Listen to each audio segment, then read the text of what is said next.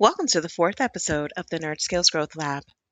In this episode, I'm going to show you what I call the Field of Dreams career principle, how to keep your long term career vision in focus and start building out your skills like a visionary now, so that when the right role opens up, you're ready to hit the apply button.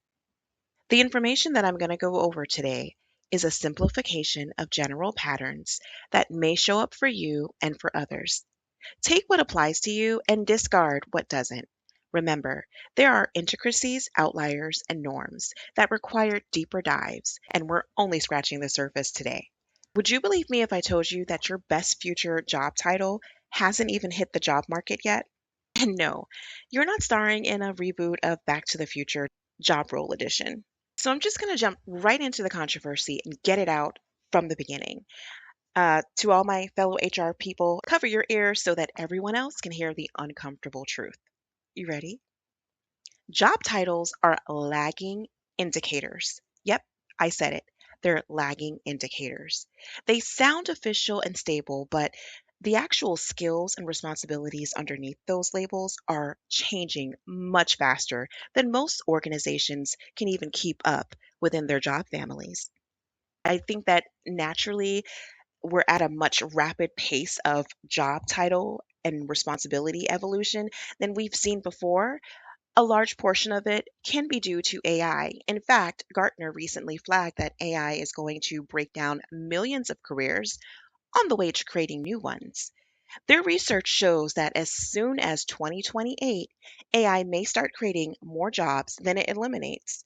But in the meantime, companies are already eliminating outdated roles and redesigning teams to be more cross functional and agile. We can already see this taking shape in the recent waves of layoffs and restructuring that major corporations are attributing to AI adoption and org redesign. So, no, your future role probably won't fit neatly under your current employer's job family, and it definitely won't have a clean, tidy job description like yesteryears, which means your whole career growth strategy shouldn't be built solely around matching the words in your title to the words in a job posting.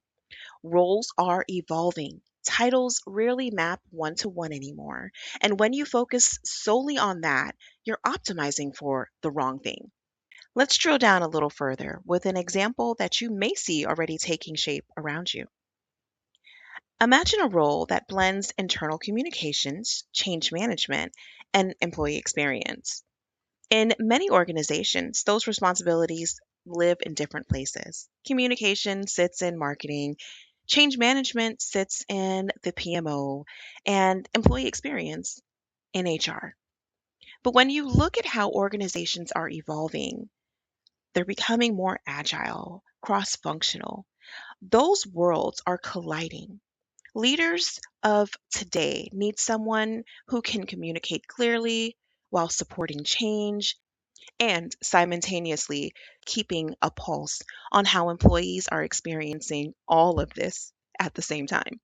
Put those skill sets together, you get a blended role that doesn't quite exist in the org chart yet. In fact, if you were to create a title, it probably would sound something like employee experience and change communications partner because they're not siloed. They're not stationed to just being an HR generalist or a corporate communications specialist. They need to manage all things simultaneously, right? Now, the person who is driving towards a future role like this, they should not wait for the employee experience change communications partner to appear in their company's ATS or on a LinkedIn job posting to start building their skill sets toward it.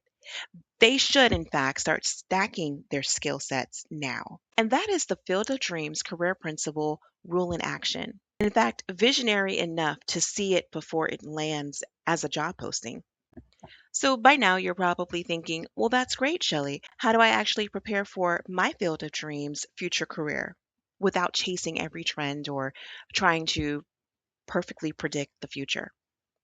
Well, this is where the NURD Skills framework comes in. If you've taken the NURD Skills Light tool or seen my other video, you've heard this before. NURD Skills is a skills-first growth readiness framework rooted in adult learning preferences and strategic coaching practice. It stands for New Skills, learning relevant and high-impact skills. Upskill, strengthen and maximize the skills you already have. Reskill, shift and adapt skills for readiness to enter evolving roles and environments. And Deskill, releasing habits or responsibilities that no longer serve your purpose, whether that's mindset, processes, or patterns holding you back. The Nerd Skill Light tool gives you a snapshot of your current learning preferences, how you take in information, where your confidence sits, and what might be holding you back. It gives you a baseline that helps you self-serve your growth, even if you're not ready for coaching yet. In this episode, we're going to build a 90-day skill growth plan to help you move towards that field of dreams future career. Let's get started. You'll need a pen and paper to copy this exercise, and feel free to pause between questions to complete it. If you're not in a position to write down your responses, you can just mentally respond. First, I want you to draw a square divided into 4 boxes with a circle in the middle. The 4 boxes represents the NURD acronym, and then the circle represents your Field of Dreams career title. The future role that you're going to be building towards. Now, we're going to move through each square. So we'll have the N for new skills, U for upskill, R for reskill, and D for deskill. And then finish in the center with your Field of Dreams job title. Starting at the top left, let's work on new skills. This quadrant is all about what's emerging, the skills that you don't have yet, but you know will matter. So ask yourself, what's one emerging skill that would give me an edge in the next 90 days? Tying this back to our example of the employee experience and change communications partner, if a person was aiming towards that future title and they weren't well versed in change management, they could select one change management theory to learn and work with their manager to potentially find an appropriate opportunity for them to put into practice the new skill that they've learned. Again, I do want to say that there's always external opportunities, right? So you don't always have to focus on opportunities at the job. Moving on to upskill, in this quadrant, we focus on the skills, strengths that you already have that you haven't elevated. So I want you to ask yourself, what do I do well that I haven't invested in improving yet? Now, maybe you're already good at cross functional collaboration or presenting to senior leaders, but you've never quite sharpened your strategic storytelling muscle. That would be an example of focusing in on a strong skill set that you have, which would be communications and presenting, and then looking to upskill by really honing in your strategic storytelling. Let's move on to reskill. Now, this quadrant is all about adaptation. I want you to ask yourself, what part of my role or industry is changing, and what do I need to learn to stay relevant? Is there a new tool that your company is rolling out that might cause you to need to adjust or adapt the use of your skills? During the COVID shutdown, there was a rapid reskill of working virtual that required managers to manage their teams differently, right? They had to adapt to the change in environment. Okay, and let's move on to Deskill. Now, this is the last quadrant that most people skip. It's all about letting go of outdated habits, skills, and mindsets. I want you to ask yourself, what do I need to stop doing so that I can move forward with more clarity? Now, this by no means is one and done. This is iterative. So you can come back to this. As we wrap up, here's what I want you to do. I want you to drop your future Field of Dreams career title in the chat.